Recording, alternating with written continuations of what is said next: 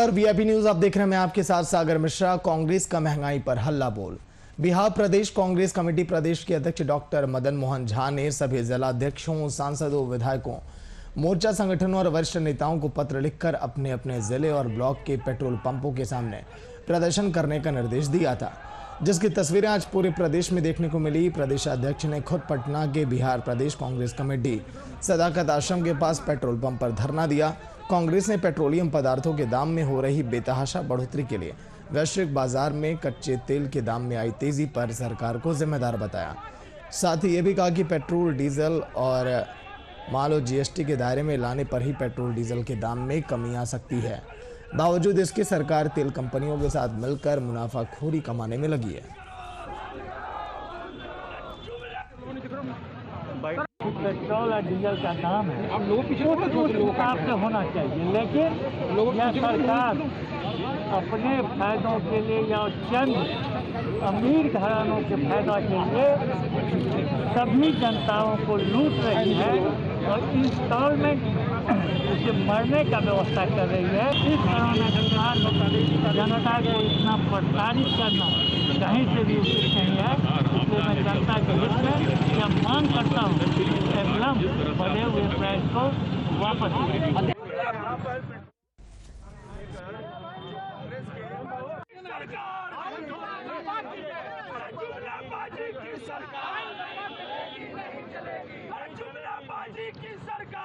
देश को लूटना बंद करो,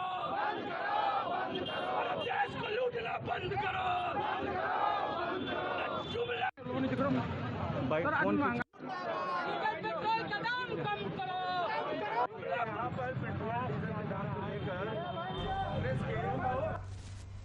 तो चलिए, कांग्रेस की तरफ से शशि रंजन आज के दिन लाइव में बैठे हुए, जिनसे हम चर्चा करेंगे। शशि रंजन जी, आज के दिन देखिए प्रदर्शन तो किया गया, महंगाई पर आप लोगों ने हल्ला बोल किया, ये भी बताया कि कहां पर सरकार को क्या करना चाहिए ताकि महंगाई पर कंट्रोल हो। लेकिन सर, आला कमान इस पूरे प्रदर्शन से नाराज ही दिखाई दी है। शक्ति जी, शशि जी।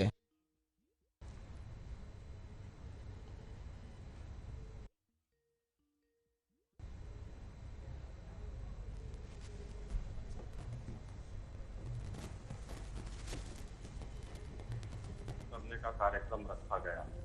आपने जैसा देखा, पहले भी हमने जब भी तेल की कीमतें बढ़ी लॉकडाउन के पहले, उस समय भी हमने प्रदर्शन के माध्यम से कारगिल चौक पर किया था। आज हम सरकार से ये जानना चाहते हैं कि हमारे पड़ोसी देशों में पाकिस्तान का ये नाम लेते आते हैं, नेपाल, बांग्लादेश, भूटान, वहां पर पेट्रोलियम पदार्थों की कीमतों में क्यों गिरावट है? हमारे देश आखिर पेट्रोलियम पदार्थों की कितने टैक्सेशन क्यों लिया जा रहा है? क्या कोरोना पूरे पड़ोसी देशों को छोड़ के भारत में ही है? इसका सरकार को जवाब देना चाहिए।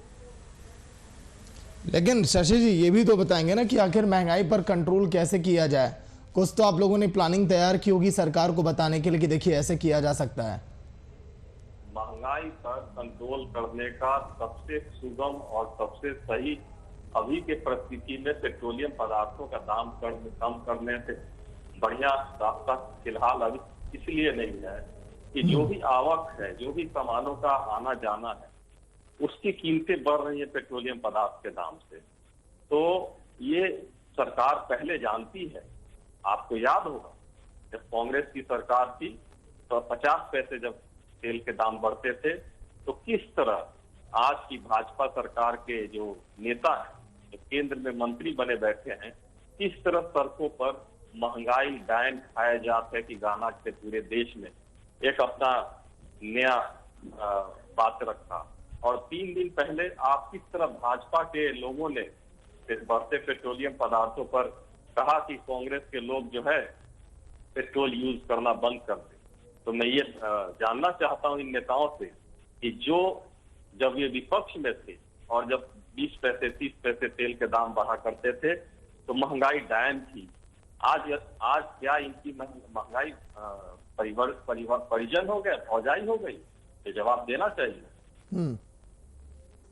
लेकिन इतने दिनों से आप लोग देखिए शशि जी प्रदर्शन कर रहे हैं, लगातार सरकार से ये कह रहे हैं कि महंगाई पर कंट्रोल किया जाए, अंकुश लगाया जाए, क्योंकि जो टैक्स पेट्रोल डीजल पर 9% था कांग्रेस के शासनकाल में, इस समय वो 32% तक ये जा पहुंचा है। क्या ये अंतर्राष्ट्रीय बाजार में जो कीमतें बढ़ी हैं उसका भी ये प्रभाव हो सकता है, या फिर सरकार केवल पैसे अपनी जेब में डाल रही है? हम ये प्रदर्शन करने का मुख्य कारण ये है कि लॉकडाउन के ठीक बाद विगत एक हफ्ते पहले जब अंतर्राष्ट्रीय बाजार में 4 रुपए लीटर तेल का दाम घटा, तो सरकार की क्या मजबूरी है कि रोज 10 पैसे 20 पैसे करके दाम बढ़ाए जा रहे हैं? जवाब देना चाहिए। पड़ोसी देशों की बात करते हैं, पड़ोसी देशों से हमारे देश की स्थिति पर मूल्यांकन करते हुए बताना चाहिए कि आखिर वहां पर क्यों कम हो रहा है पेट्रोलियम पदार्थ के दाम, हमारे यहाँ क्यों बढ़ाया जा रहा है, ये तो हम जानना चाहेंगे। लेकिन आला कमान आखिर प्रदर्शन से नदारद क्यों दिखाई दिए शशि जी? आला कमान प्रदर्शन से नादारद नहीं थे। आला कमान हमेशा नजर बनाए हुए थे। कोविड का समय है, कोरोना से आला कमान प्रदर्शन से नादारद नहीं थे। आला कमान हमेशा नज़र बनाए हुए थे। कोविड का समय है, कोरोना से जो स्थितियां बन रही है उस कारण वो हर जगह हमसे वर्चुअल मोड से हमारे कार्यक्रम से जुड़े हुए थे।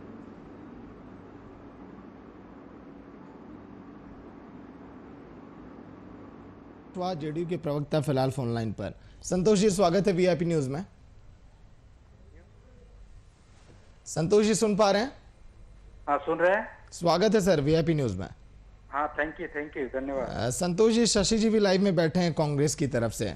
आज के दिन जो प्रदर्शन किया गया है महंगाई को लेकर, पेट्रोल डीजल या रसोई गैस की बात करें या खाद्य सामग्रियों की बात करें, सभी में देखिए बेतहाशा वृद्धि है। लेकिन क्या इस तरफ सरकार का ध्यान है कि कैसे इसको कम किया जाए? आम जनता की जो कमर टूट रही है इस समय महंगाई को लेकर। देख लीजिए, जब देखिए देश में जब बेरोजगारी का दौर है, जीडीपी देश का कम हुआ है, इससे महंगाई बढ़ा है। अब महंगाई बढ़ा है तो इसके लिए सरकार चिंतित है। सरकार चिंता कर रही है कि कैसे महंगाई को हम कम करें और जनता पर जो बोझ पड़ रहा है उसको कैसे हम धीरे धीरे इसको इलाज करके कम करें। आप देखे होंगे कि कुछ दिन पहले की सरसों के तेल वगैरह जो खाने का चीज है उसको बेतहाशा 200 रुपये हल्ला हुआ था कि 200 रुपये किलो, तो उसको धीरे फिर उसको कम करके फिर लाया है। इसीलिए सरकार लगातार प्रयास कर रही है कि कैसे हम महंगाई पर काबू पाए। इसके लिए प्रयासरत है सरकार। सर लेकिन प्रयास सर दिख कहाँ रहा है सर? पिछले एक साल के मुकाबले संतोष जी आप देखेंगे तो तेल के दामों में 50%, ग्रोसरी के दामों में 40% की वृद्धि हो गई है। सर एक गरीब सर परिवार खाएगा क्या सर, जिएगा कैसे? विचार करने में कहीं लंबा वक्त ना लग जाए? नहीं देखिए, विचार करने में वक्त नहीं, लेकिन महंगाई सब चीज का बढ़ा है। जैसे काम का भी जो काम रेट था, मजदूरी था, तो आप देखे होंगे जिसमें 200 रुपया था, 150 रुपया मिलता था मजदूरी, वो आज 400 450 मिल रहा। और हर तरह का जो मिस्त्री का चार्ज 300 रुपया था वो आज 600 रुपया 700 रुपया मिस्त्री ले रहा है। तो इस तरह के सब चीज में वृद्धि हुआ है। ऐसा नहीं कि खाली ग्रोसरी में वृद्धि हुआ है, खाने पीने का चीज में वृद्धि हुआ है, तेल में वृद्धि हुआ। जैसे जैसे महंगाई बढ़ा है वैसे वैसे आम आदमी का आमदनी का जो रेट था, आमदनी का ग्रोथ वो बढ़ा है। कितनी आमदनी हुई सर पिछले एक साल में? पिछले साल अप्रैल में 135 रुपए लीटर तेल खरीदा था लोगों ने सरसों का खाने के लिए, आज की डेट में 185 रुपए है। संतोष जी, एक साल में कितनी कमाई बढ़ गई हमारी और आपकी आम जनता की? देखिए, कमाई बढ़ी नहीं। आप देखे होंगे कि जैसे जो काम करने वाले लोग उसका भी सब चीज का रेट बढ़ा। हम ये नहीं कह रहे हैं कि महंगाई नहीं बढ़ा है। महंगाई पर काबू पाने में हम लोग की सरकार काबू पाने का प्रयास लगातार कर रहा है, लेकिन अभी हम लोग काबू नहीं पाए हैं। नहीं सर, उदाहरण के तौर पर सर मैं ही हूँ, आम नागरिक भी हैं सर, जो पिछले साल जिनकी तनख्वाह थी वही है अभी तक सर। जो लोग प्राइवेट संस्थानों में काम करते हैं, जो मजदूर जाते हैं, जो सर लेबर हैं फैक्ट्रियों में, क्या आपको लग रहा है कि 1.5 गुना उनकी कमाई बढ़ गई होगी इन एक सालों में लॉकडाउन के दौर में, कोरोना काल में? जो मजदूर को 250 रुपया 300 रुपया मिलता था, वो आज 600 रुपया भी आप देखे होंगे। आप कहीं शहर में निकलिए और वहाँ देखे होंगे कि 600 रुपया से कम में कोई मजदूर जा नहीं रहा है काम करने के लिए। ऐसा नहीं है कि काम मतलब 300 रुपया ही है, मजदूर लोगों का भी और काम करने वाला लोगों का भी रेट बढ़ा है महंगाई के साथ साथ। ठीक है, शशि जी संतुष्ट हैं क्या आप संतोष जी के जवाब से?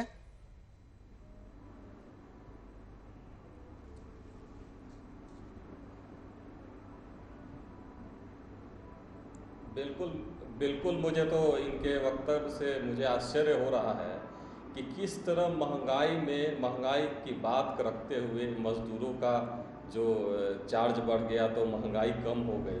ये इससे बड़ा घोर आश्चर्य। ये तो ठीक 3 दिन पहले जैसे इनके विधायक बोल रहे थे, भाजपा के विधायक बोल रहे थे कि विपक्ष जो है पेट्रोलियम पदार्थ यूज़ करना छोड़ दे, महंगाई ख़त्म हो जाएगी। ये वही बात हुई। 300 रुपये लेबर आज भी उपलब्ध है, लोगों को काम नहीं मिल रहा है। कहाँ 600 रुपये लेबर है? मैं तो खुली तौर पर बोलना चाहता हूँ। सरसों तेल की बात, बहुत अच्छा बात इन्होंने कहा। क्या हमारे भारत में इतना विकास हो गया कि 200 रुपये सरसों तेल हो गया? बगल के पड़ोसी देशों में क्यों सरसों का तेल जो है आज भी 90, 100, 120 रुपये कैसे मिल रहा? हमारे देश में सरसों तेल क्यों दाम बढ़ा? क्या कारण है? खाद्य पदार्थों की महंगाई पर चर्चा कर रहे हैं। आज मिनिमम वेजेस की बात हो रही है। आपने बहुत अच्छा बात बोला। हमारे बीच पत्रकार बंधु भी हैं, इनका 100 रुपया सैलरी नहीं बढ़ा, पेट्रोल का दाम बढ़ गया। तो क्या महंगाई बढ़ा कि घटा? ये इनको बताना चाहिए। ये हमेशा जो है गोल गोल घुमा के बातों को रखते हैं, ऐसे नहीं होगा। महंगाई पर इनको एक जीडीपी पर क्या स्थिति है, -7.69 जीडीपी पहुंच गया। देश की अर्थव्यवस्था चरमरा गई। बांग्लादेश और नेपाल जैसे देश विकास के नाम पर हमसे आगे पहुंच गए। अब पाकिस्तान से बात करते हैं। पाकिस्तान में सरसों तेल और पेट्रोलियम पदार्थ हमसे कम है। अब तो कम से कम सरकार कुछ करे जनता के लिए, मौका है। जिस वादा को उन्होंने किया था, वादा निभाया था, वादा निभाने की बात किया था, उस पर आगे आके काम करना चाहिए, दिखाना चाहिए। 18 घंटा काम करने की बात करते हैं। 18 घंटा का ये परिणाम है कि महंगाई चरम सीमा पर है। कोरोना काल में ये लोग गायब थे। कोरोना काल में पटना में कितनी मौतें हुई, कहाँ थे नेतागण? आज जब स्थितियाँ खुद ब खुद सुधरी, कोई सुधारने नहीं आया, कोई सिस्टम नहीं था, तब ये निकल के अब जो है भाषण देने के लिए कैमरा के सामने आ रहे हैं।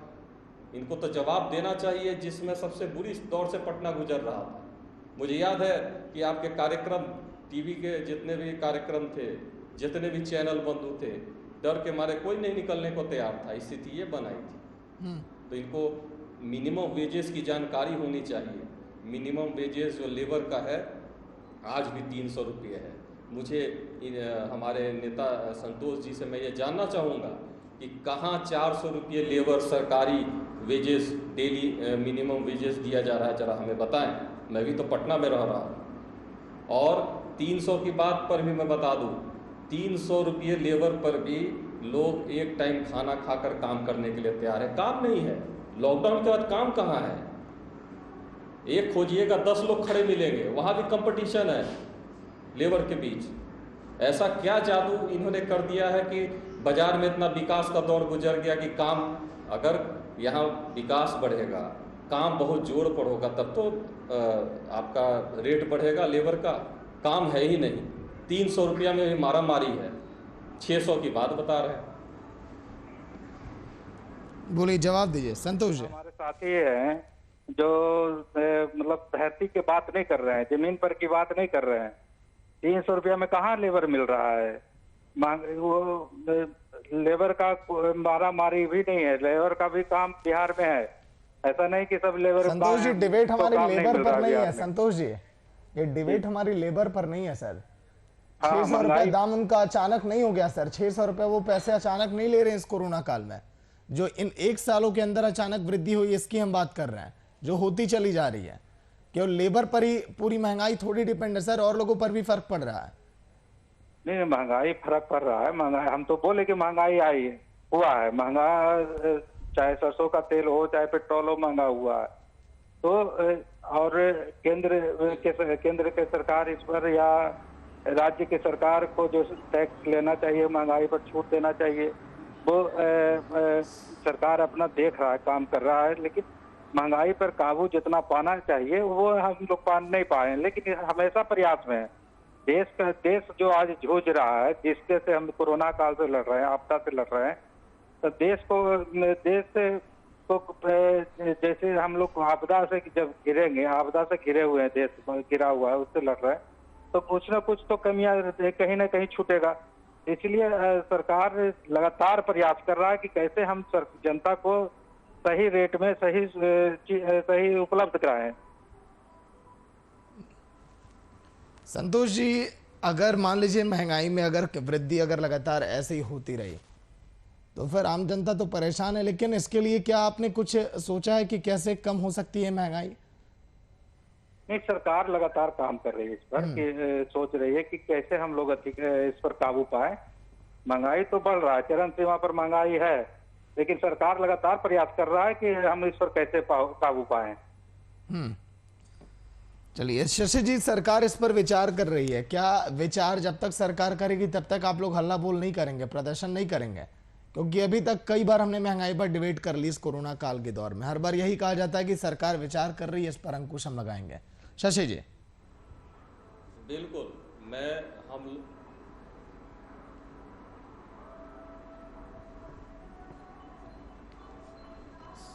सरकार जब विचार करने की बात बोल रहे हैं तो मैं बिल्कुल सहमत हूँ।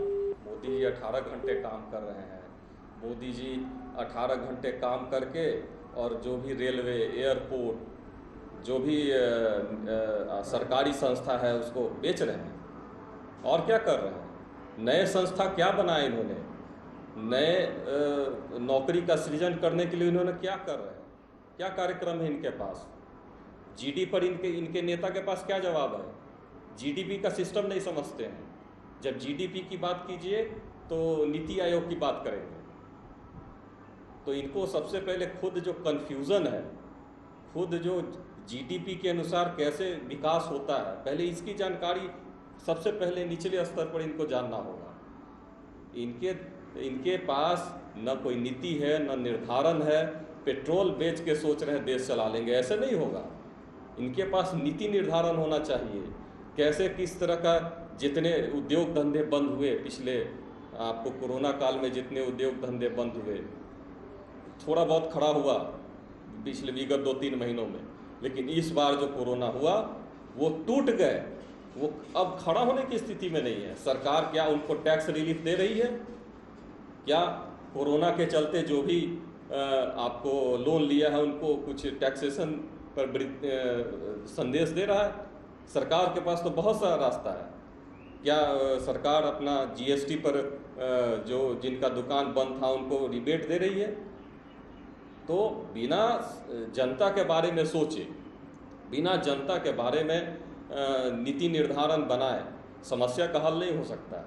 सरकार कर रही है, सरकार करेगी, बस यही बात हम लोग सुन के बस मौन नहीं हो सकते। हम तो प्रदर्शन रोज करने जा रहे हैं, हम बैठने वाले नहीं हैं। संतोष जी, जब तक आम जनता भी सड़कों पर नहीं उतर जाएगी, आम जनता भी हाय तौबा नहीं करेगी सड़कों पर उतर कर विपक्ष की तरह, क्या तब तक महंगाई सर ऐसे कम नहीं हो सकती है?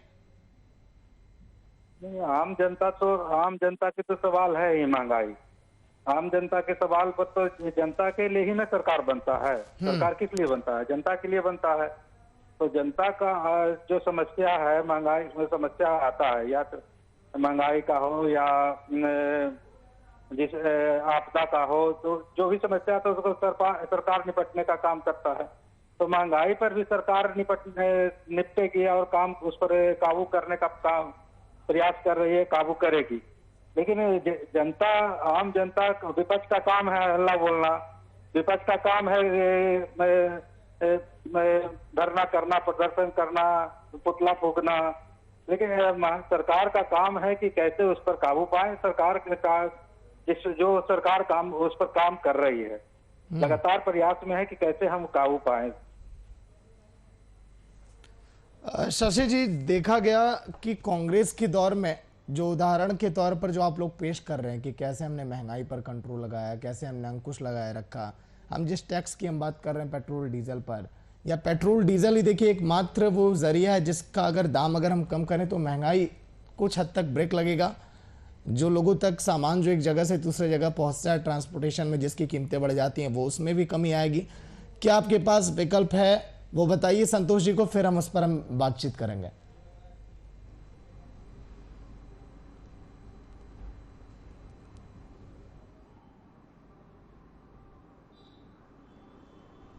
इसका सबसे अच्छा विकल्प मैंने बताया कि जो टूट चुके हैं, जो छोटे दुकानदार टूट चुके हैं, जो मध्यम इंडस्ट्री बंद हो चुके हैं, उसके जीएसटी को कुछ न कुछ उसको निवारण करे, जीएसटी की छूट दे। जो दुकानें बंद हुए हैं उनको जीएसटी का छूट दे। रोजगार का सीजन जो भी आपको सरकारी ऑर्गेनाइजेशन हैं उनको बढ़िया से चालू करें, रोजगार का सीजन हो। और गरीब के खाते में 6,000 रुपया महीना डालने की बात जो हमारे शीर्ष नेतृत्व आदरणीय राहुल गांधी जी बोल रहे हैं वो बिल्कुल सही बोल रहे हैं। आप विदेशों में देख रहे होंगे, यूरोप के कितने देशों ने ये 6,000 रुपया गरीब के खाते में डालना उन्होंने शुरू किया है और विकास वहाँ पर कोरोना में जो लोग टूटे थे कैसे खड़ा हुआ है। अमेरिका ने भी उदाहरण दिया कैसे अपने लोगों को मदद किया जिस कारण वो उठ खड़े हुए। हमारे प्रधानमंत्री को भी अपना बड़ा दिल दिखाते हुए गरीबों को 6,000 रुपया महीना दे, छोटे दुकानदार मध्यम वर्ग बिजनेसमैन का जीएसटी में छूट दे। देखिए कैसे विकास होता है। और विपक्ष के बारे में बता रहे थे कि इनका काम है धरना प्रदर्शन। मैं ये बताना चाहता हूँ हम लोगों ने वैक्सीनेशन के लिए कितना ज़्यादा अपना सोशल मीडिया और जिलाधिकारी के पास चिट्ठी देकर, राज्यपाल के पास ज्ञापन देकर इन पर दबाव बनाया। एक वैक्सीनेशन देने के लिए नहीं तैयार था सत्ता पक्ष। आज ये विपक्ष की देन है कि हम लोगों ने विरोध करके पूरे देश में वैक्सीनेशन मुफ्त कराया। उसमें भी पूरी तरह मुफ्त नहीं है, उसमें भी लिमिटेड है, लिमिटेड एडिशन है। जी संतोष जी, आखिरी कमेंट आपका। जिस तरह से बेतहाशा महंगाई, और महंगाई एक ऐसा मुद्दा है जिस पर अगर चर्चा की जाए तो पूरा दिन शायद कम पड़ जाएगा। जीडीपी को लेकर, जीएसटी को लेकर, इन तमाम बातों को अगर शामिल किया जाए तो। लेकिन संतोष जी देखिए, अब आखिरी ये अब समझ जाइए लम्हा चल रहा है, आम जनता भी जो त्रस्त चल रही है, समझ जाइए कि पानी भर चुका है, सर के ऊपर अब जा चुका है। कांग्रेस के साथी जो बात उठाए कि प्रधानमंत्री जी घोषणा करें कि हर नागरिक को कोरोना काल में जो त्रस्त हुए हैं उसको 6,000 रुपया हर नागरिक को दिया जाए, तो आप देखे होंगे कि प्रधानमंत्री बीजेपी के काल में और एनडीए के काल में किसानों को, हर किसान को हर खाता में पैसा देने का काम 6,000 रुपया किया गया। इसी तरह का सरकार decision time to time decision लेते रहता है कि क्या कब हमको क्या करना है। और महंगाई का सवाल, जहां तक महंगाई बढ़ा है इससे हम इनकार नहीं करते कि महंगाई नहीं बढ़ा, लेकिन जब तक हम लोग जो तेल हम आयात करते हैं, तेल जो आयात करते हैं, तेल महंगा आता है और महंगा तेल पर जब तक हम लोग काबू नहीं पाएंगे तेल का, तब तक हम महंगाई पर काबू, मतलब जो आयात जो सामान ढोने का गाड़ी है, मतलब जो डीजल से चलता है, पेट्रोल से चलता है, उस पर हम लोग काबू नहीं पा रहे हैं। तो इसलिए हम लोग लगातार प्रयास में है कि कैसे हम लोग इस बढ़ते महंगाई को कैसे काबू पाए, सरकार प्रयास में है। तो सरकार लगातार इसमें प्रयास कर रही है। बहुत अच्छे कार्यकाल इन लोग कांग्रेस के लोग जो बोलते हैं धरना प्रदर्शन, उनकी भी अच्छे कार्यकाल नहीं गुजरे हैं। देश की जनता जानती है तब ना सत्ता को परिवर्तन की, तो देश की जनता सब देख रही है, पूरे देश की जनता देखती है कांग्रेस का भी काल और इसका भी काल देख रहा है। इसलिए हम लोग लगातार प्रयास में है कि कैसे महंगाई पर काबू किया। संतोष जी, शशि जी, बहुत बहुत शुक्रिया चर्चा में शामिल होने के लिए। जिस तरह से हमने जिक्र किया कि महंगाई एक ऐसा मुद्दा जिस पर आम जनता भी त्रस्त है, विपक्ष लगातार हल्ला बोल कर रहा है, चाहे हम खाद्य पदार्थों की बात करें या पेट्रोल या डीजल की, सभी वस्तुओं में बेतहाशा वृद्धि और आम जनता इसकी मार अब झेल रही है। जल्द से जल्द अगर इस पर विचार नहीं किया गया तो फिर हालात और भी बुरे हो जाएंगे। फिलहाल इतना ही, देखते रहिए VIP न्यूज़। नमस्कार।